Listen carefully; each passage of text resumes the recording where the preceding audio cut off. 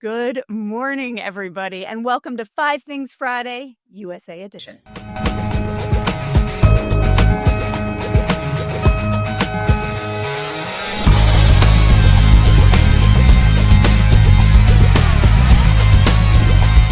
Thank you, Jill. I'm Alex. I'm from the world famous retail podcast. It is world famous now. We're now literally almost in every single continent. I was in Saudi Arabia yesterday, Singapore on Monday. It's global expansion. Global, baby. Yeah, and it's all about helping people who sell to retail or retailers understand what are the top 5 things happening in their region from amazing experts in the field who live and breathe retail. There is no better example of that than the wonderful Jill Dvorak, SVP of Content NRF. Jill, hello. Hello. It's lovely to be back, and thank you. Lovely to have you back. So we're going to jump straight in because we want to try and keep this to 15 minutes or there or thereabouts. It's not going to be less. The first thing we're going to talk about is not Walmart Tweens, is Ulta Beauty.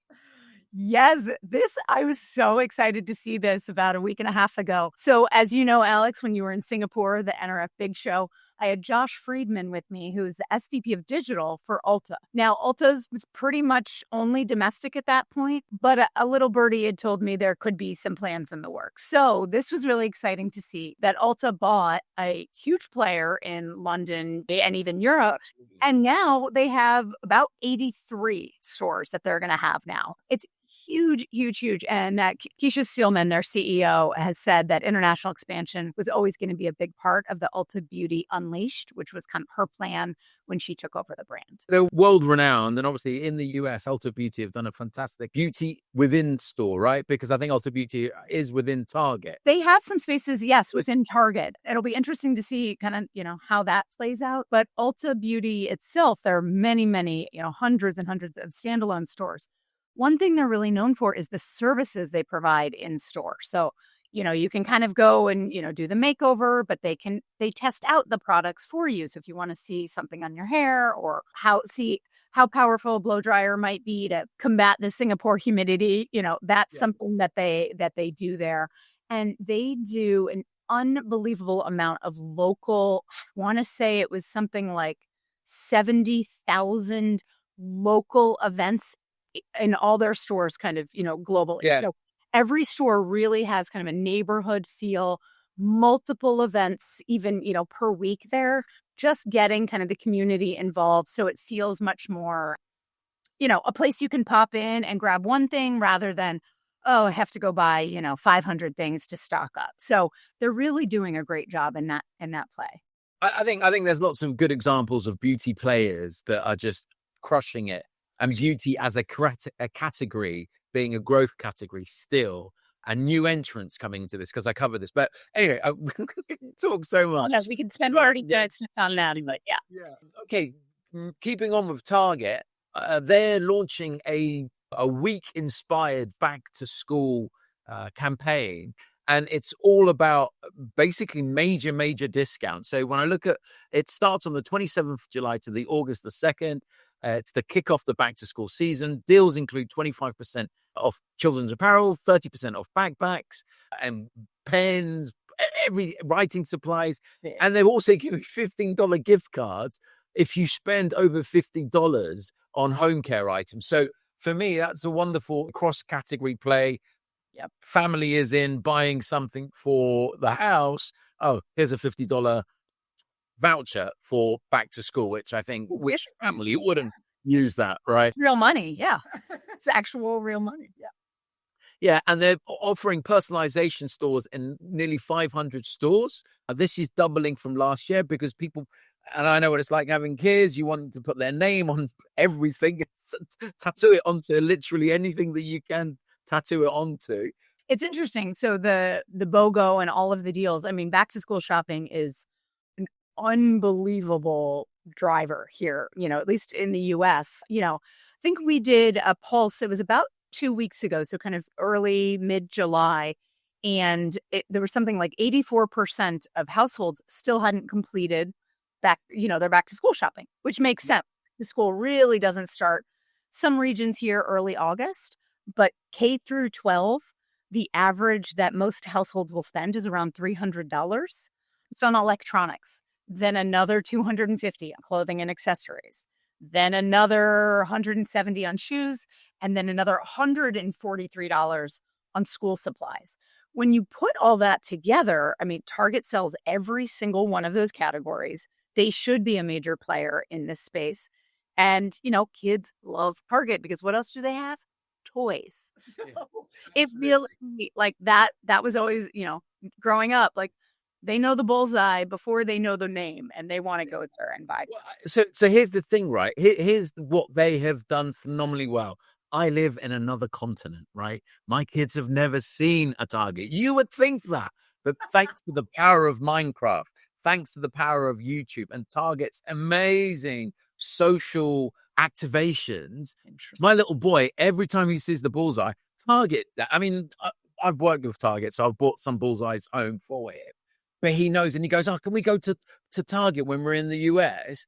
Because that's what YouTubers, they go in and, I don't know, grab everything off a shelf in 5 minutes. Oh, yes. But although I think, Target is having an incredibly difficult time now, I can see that the influence that they've put into this sort of new generation through things like YouTube stars definitely having an influence. And obviously this lends itself, this category lends itself to silent influence, I think is a nice way to look at it. Exactly. Yeah. They're telling me where they want to go to back to school shopping. So it's exactly. If that's happening, then it's a real impact on the wallet. So another interesting element to share is this whole, you and I have heard AI stories, retailers talking about, we're going to use it in our back end, we're going to use it in our front end.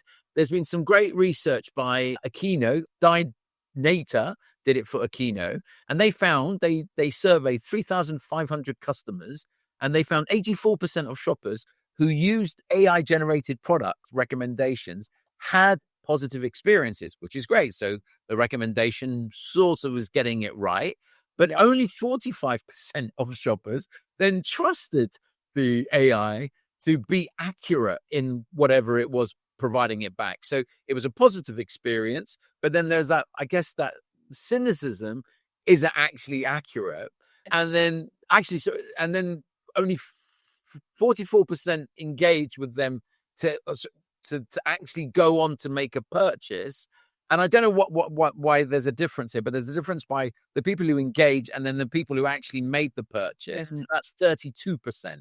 So I think AI in the shopping experience, apart from recommendations, but in terms of influence, discovery, insights, the things that we've been saying, hey, look, you need to be getting your data sets, you need to be getting those signals, you need to be getting customer profiles integrated into your customer channels. Otherwise, you're going to end up with this disjointed experience. I think some retailers are doing it really well. They don't talk about who and where and what. Do they mention any other retailers? No, they don't. It just says that, there's no sort of who is, they're not naming who's doing it right. But they are saying that the AI tools that retailers are applying implementing. Yeah. I bet a lot of people don't even know that's happening in the background, right? When you start out in merchandising, you're doing cross sells and upsells manually based on, well, this goes with this and outfit choices. A lot of that now is being done by AI, where it was done by a merchant who was sitting behind their computer. So a lot of that kind of heavy lifting and work, and then differences in tastes and the personal choice, that should be more than up to a merchandiser or two. That should be up to based on what you've clicked on and what, and it's always interesting when I go, example, shopping on Amazon, shopping for my kids for camp, I'm shopping for my husband for a vacation. And then I go and shop and I'm getting, oh, well, no, your size is, 11 male. I'm like, yeah. So, in a way, it's like we're still at the beginning stages where you almost want to be able to choose a profile of, this is Jill shopping. This is Jill shopping for her husband. Don't get started on profiles. Right? I mean, yeah. It's such a bigger issue than just, are you getting further along in the funnel? It's like, you're intelligent, but now I'm expecting you to be smart and you're so stupid. Yeah, I think for cross-sell and upsell, yes. But like, as you mentioned, sizing is so, I mean, I've seen TrueFit try to fix the problem. I've seen lots of different organizations try to fix the problem, but it's that there is no one size category. So I think that's probably the last element, which is the most important to you and I as shoppers. We want that fit. We want it to fit us when we get it home. Right, this leg. Yeah. They definitely don't want me to return it. I definitely don't want to return it. It really is solving that at the UX experience. Yeah. I mean, I will say Amazon does a pretty good job now. Nordstrom does a really good job. Reviewers say this item runs small. Reviewers say this item runs large. Or Amazon says this is a frequently returned item. Yeah. I don't want to tell them, but I also then don't buy that item. I'm like, okay, next. So you in a way, you really need to think about what are you using this AI for? Is it just to inform so you don't have a return? Because with Amazon, I'm sure that's what they're doing. And sometimes they just say, keep the item, here's your cash back, right? Well, it's margin erosion, right? This is eroding your margin and they're not fixing it. Yes. Yeah. Okay, so we're almost at the weekend and it's Friday. So this one, I think, sort of lends itself to that Friday feeling. I love it. Big alcohol, although the lack of alcohol. Basically, we're not drinking as much. And especially generationally, people are making alternative choices. Yeah. So this news article is about specifically how drinks companies are looking at cannabis drinks to try and revive sales that are lost to the decline in wines and beers. Yeah. I think we just had Wimbledon over here, and Tom Holland, Mr. Famous Spider-Man, Marvel Universe, it's his brand that they launched. They had a massive activation at Wimbledon. Again, zero alcohol. This is about people enjoying the flavor, the taste, the whole ecosystem of drinking without the alcohol. And what's interesting is the US drinks. I don't know if they went to label on the Boston Beer Company. So shows that this is, a cannabis-inspired, a cannabis-based drink. Something. I don't know if you're going to get there here. Is this I don't know. I'll stay away from making, but it's interesting, right? Is this the shape of things become? Why? Because the amount of the Gen Xers and Gen X, Gen Z having some form of CBT cannabis experience now shifting it to being a drink preference. I don't know. Yeah, it is interesting. There's been a huge wave in the past couple of years, honestly, since kind of coming out of COVID, where a lot of people maybe went down the alcohol rabbit hole, maybe too much. Everyone had their own COVID experience. Yeah, I wouldn't comment. I wouldn't say not from experience. Not here to judge. I'm also not, a sober person, but the sober movement is sober curious, that California is sober. There are all these terms where it's just, it's not as appealing to have alcohol in the younger generations now. So It is really interesting to see they might want something. Maybe it's a zero proof drink, so they aren't just standing there with water in their hand. But then again, there might be something like, CBD has been around obviously for quite some time, infused drinks, but cannabis drinks, that in the States, obviously 50 states, 50 different laws.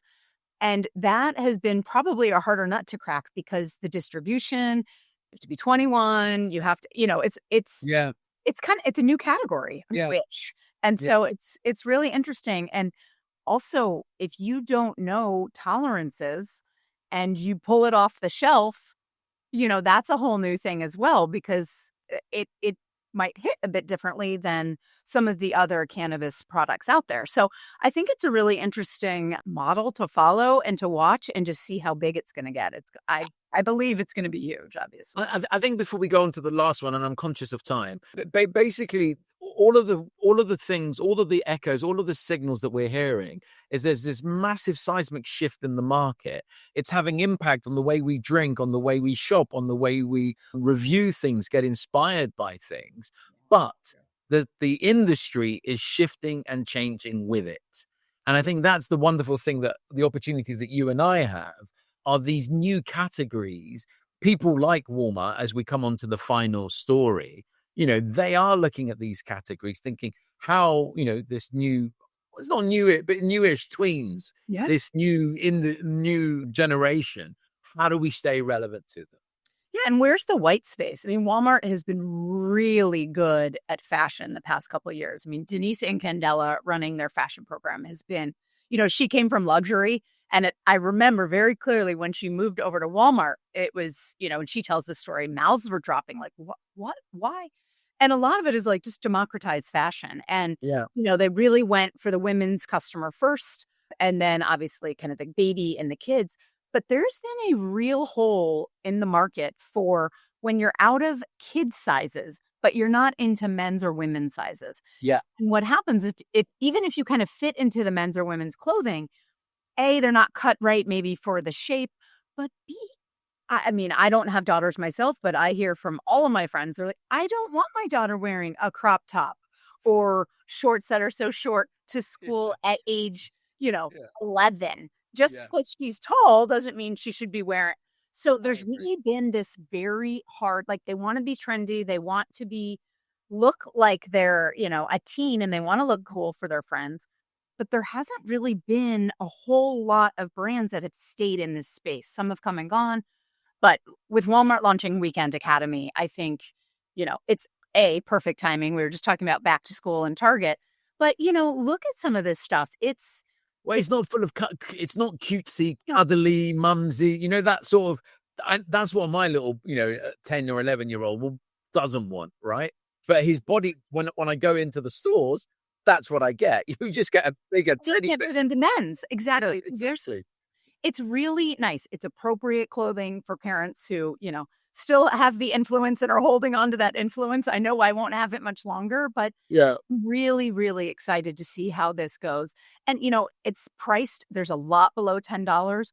I think the most expensive is somewhere in the Come on, $12 for a skirt or $6.98 for a t-shirt. I mean, that's incredible. I mean, that's team pricing, right? That's where that is. Exactly. And they have the backpacks and all the things, the purses, the coats, all the things to go with it, which may be a little bit above $15, but still I don't want to take my kid into, a Nordstrom's or a Macy's and spend $60 on a shirt they're growing out of in 2 weeks. So absolutely. It's a really, really lovely play. And I'm just excited to hear kind of the results of how they do.